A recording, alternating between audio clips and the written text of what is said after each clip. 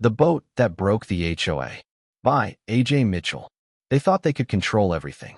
The HOA at Maple Hollow Ridge believed they could police every lawn, every flower pot, every garbage bin, and apparently, every memory attached to a man's soul. I learned that the hard way, when they hired a private investigator to spy on me 24/7, installed hidden cameras, and documented my daily movements like I was some sort of criminal. All because I parked my late father's old fishing boat in my own driveway. That was the moment the neighborhood war began. A war they never saw coming. When I first moved into Maple Hollow Ridge, I was proud. I had worked my entire adult life as a systems analyst, and after finally earning my promotion, I purchased a cozy home with a 2-car garage and a wide driveway where I could finally bring in something that mattered more than just shelter, my dad's boat. That boat had seen better days, with chipped paint and a canvas tarp that flapped like a worn flag. But to me, it was priceless. My father, Ronald "Ronnie" Marsh, was a fisherman, not by trade, but by heart. Growing up, we spent countless dawns out on Lake Ainsley, casting lines and sharing stories. When he passed away from a sudden heart attack, the boat became more than just fiberglass and bolts. It was a relic of my childhood, my compass, my inheritance. I moved into the neighborhood that June, full of optimism.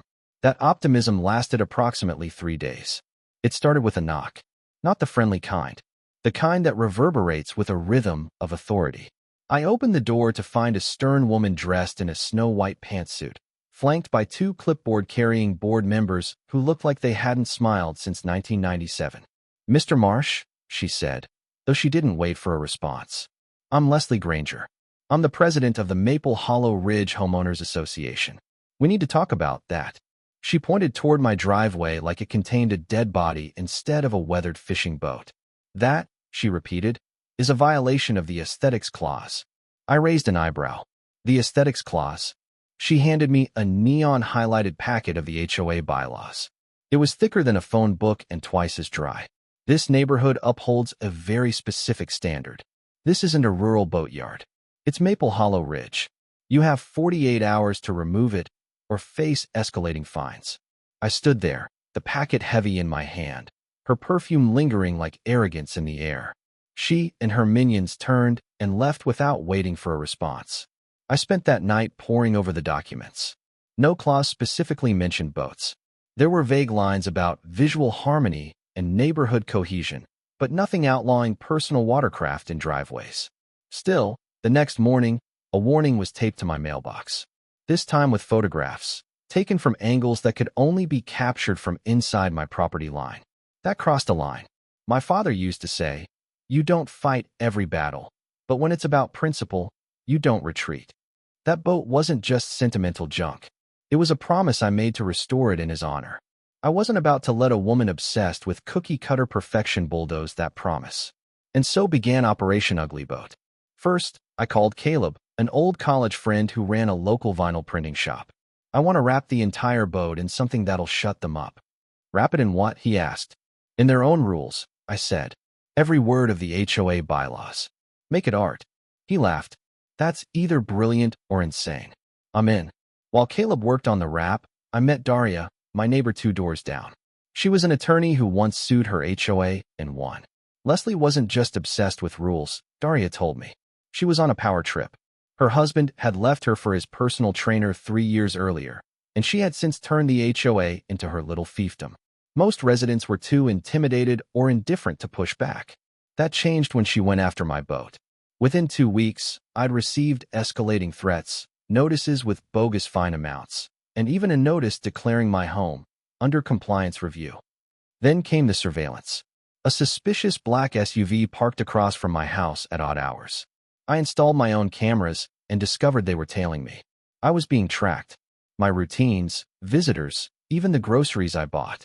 The HOA had hired a private security firm, paid for with residents' dues. That's when things got serious.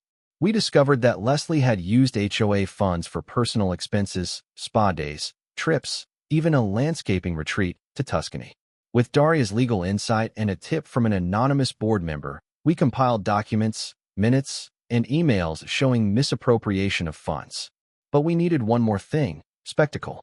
The day Caleb installed the vinyl wrap was legendary. The boat, once an eyesore, now gleamed like a constitutional monument, covered in the HOA's own words, with the HOA logo prominently displayed on the bow. My boat became a neighborhood tourist attraction. The HOA meeting that month was standing room only. Leslie had intended to embarrass me, but instead, residents began questioning her authority. Margaret Benson, who'd lived there 20 years, stood up and asked why my boat was a problem, but the Johnsons' RV wasn't. They had a special permit, Leslie replied. No, they didn't, someone muttered. Laughter followed. Thomas Wright, a retired judge, challenged the legality of her fines. You can't punish someone for a rule that doesn't exist, he said bluntly. Then the hammer dropped. Richard Dunlap, the HOA treasurer, accidentally revealed that the funds used to hire the private investigators had not been approved by a board vote. Ellen Mendoza, a CPA in the neighborhood, stood up. So you're using our dues to spy on residents now?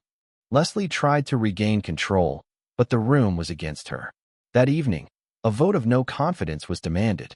3 days later, I found a man trying to break into my home. He was caught on camera and arrested. Under questioning, he admitted Leslie had hired him to retrieve sensitive documents. It was the beginning of her end. The mayor got involved after news reports picked up the story. The incident was covered nationally.